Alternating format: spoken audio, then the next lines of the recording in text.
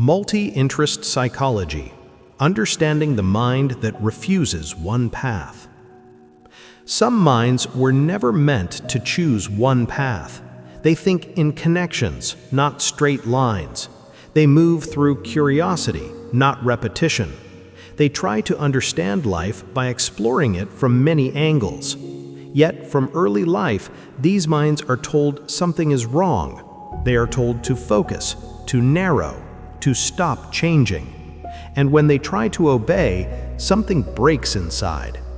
This book begins with a simple but important idea. The problem was never your mind. The problem was forcing it into a structure it was never designed for. Understanding the multi-interest mind. Multi-interest minds are often misunderstood. They are labeled as unfocused, inconsistent, distracted, or confused. But psychologically, they are doing something very specific. They are integrating. They move between interests because understanding emerges through comparison. Meaning forms when ideas are connected, not isolated.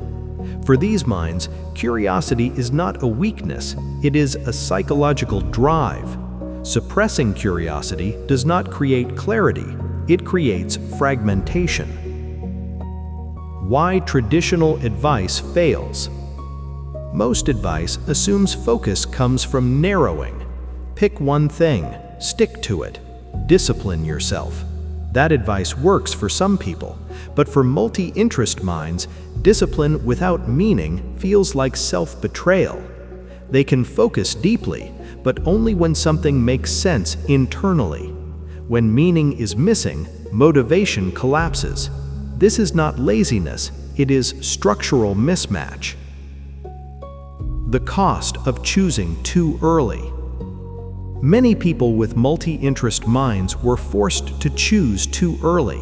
They narrowed their identity to survive school systems, careers, or expectations. They became functional, they became stable, but parts of themselves were left behind. Later in life, this shows up as burnout, restlessness, or regret.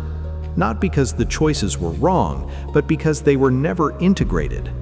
Regret in this book is framed not as failure, but as grief for abandoned selves. These selves do not disappear, they wait. The M method.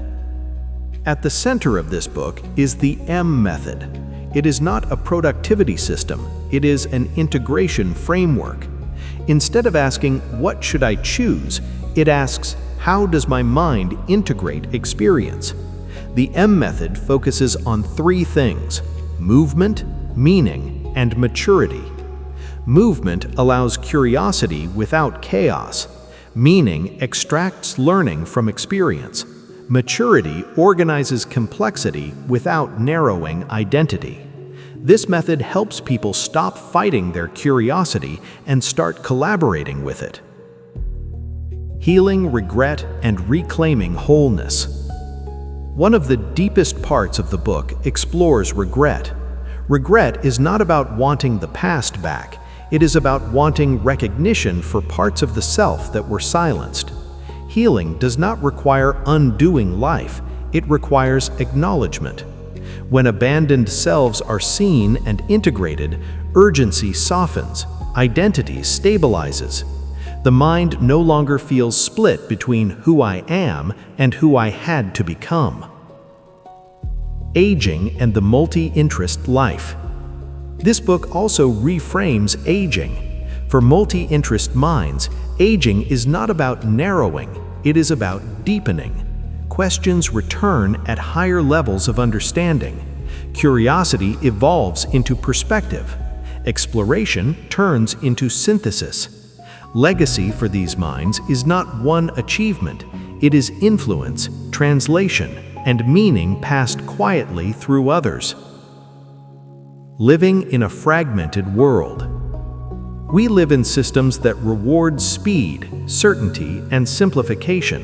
Multi-interest minds struggle here, not because they are weak, but because they are complex. Living well does not require escaping these systems.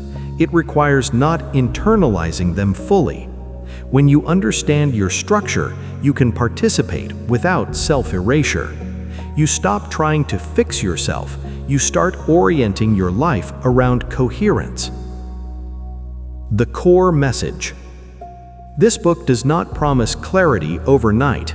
It offers something deeper: understanding.